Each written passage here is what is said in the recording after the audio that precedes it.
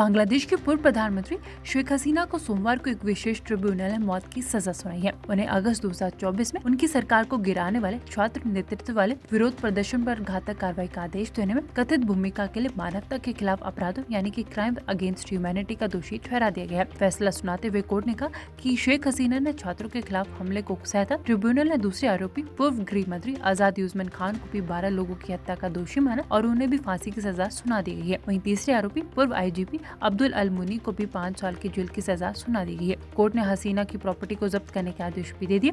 सजा का ऐलान होते ही कोर्ट रूम में मौजूद लोगों ने तालियां बजाई। आपको बताते चले कि शेख हसीना पिछले 15 महीने से भारत में रह रही है। हसीना ने कहा कि उनके खिलाफ आया फैसला गलत, पक्षपाती और राजनीति से प्रेरित है। उन्होंने कहा कि फैसला ऐसे ट्रिब्यूनल ने दिया जिसके एक गैर निर्वाचित सरकार चला रही है और जिनके पास जनता का कोई जनादेश नहीं है। आपको बताते चले कि ICT ट्रिब्यूनल ने फैसला सुनाते हुए 5 मुख्य आरोपों को शामिल किया था, जो इस प्रकार है। प्रदर्शन को कुचलने की मास्टरमाइंड, प्रदर्शनकारियों को मरवाया, हेलीकॉप्टर और ड्रोन के जरिए सिविलियन पर फायरिंग करवाई, छात्र कार्यकर्ताओं की हत्या करवाई, हिंसा भड़काने के लिए बयान दिए, मानवता के खिलाफ अपराध भी किया।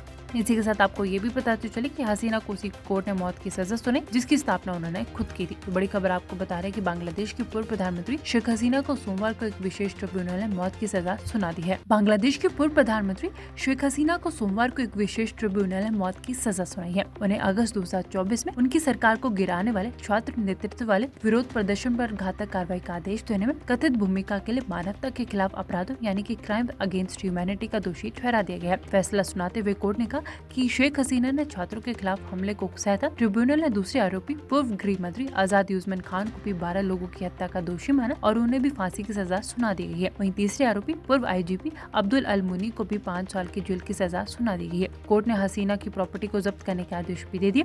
सजा का ऐलान होते ही कोर्ट रूम में मौजूद लोगों ने तालियां बजाई। आपको बताते चले कि शेख हसीना पिछले 15 महीने से भारत में रह रही है। हसीना ने कहा कि उनके खिलाफ आया फैसला गलत, पक्षपाती और राजनीति से प्रेरित है। उन्होंने कहा कि फैसला ऐसे ट्रिब्यूनल ने दिया जिसके एक गैर निर्वाचित सरकार चला रही है और जिनके पास जनता का कोई जनादेश नहीं है। आपको बताते चले कि ICT ट्रिब्यूनल ने फैसला सुनाते हुए 5 मुख्य आरोपों को शामिल किया था, जो इस प्रकार है। प्रदर्शन को कुचलने की मास्टरमाइंड, प्रदर्शनकारियों को मरवाया, हेलीकॉप्टर और ड्रोन के जरिए सिविलियन पर फायरिंग करवाई, छात्र कार्यकर्ताओं की हत्या करवाई, हिंसा भड़काने के लिए बयान दिए, मानवता के खिलाफ अपराध भी किया।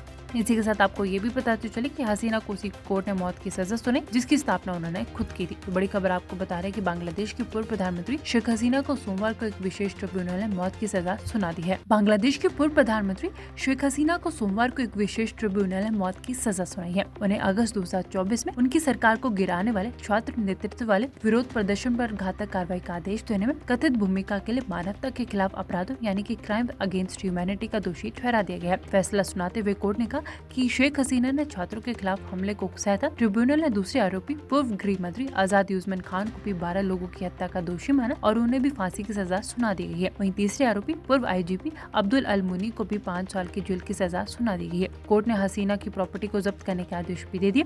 सजा का ऐलान होते ही कोर्ट रूम में मौजूद लोगों ने तालियां बजाई। आपको बताते चले कि शेख हसीना पिछले 15 महीने से भारत में रह रही है। हसीना ने कहा कि उनके खिलाफ आया फैसला गलत, पक्षपाती और राजनीति से प्रेरित है। उन्होंने कहा कि फैसला ऐसे ट्रिब्यूनल ने दिया जिसके एक गैर निर्वाचित सरकार चला रही है और जिनके पास जनता का कोई जनादेश नहीं है। आपको बताते चले कि ICT ट्रिब्यूनल ने फैसला सुनाते हुए 5 मुख्य आरोपों को शामिल किया था, जो इस प्रकार है। प्रदर्शन को कुचलने की मास्टरमाइंड, प्रदर्शनकारियों को मरवाया, हेलीकॉप्टर और ड्रोन के जरिए सिविलियन पर फायरिंग करवाई, छात्र कार्यकर्ताओं की हत्या करवाई, हिंसा भड़काने के लिए बयान दिए, मानवता के खिलाफ अपराध भी किया।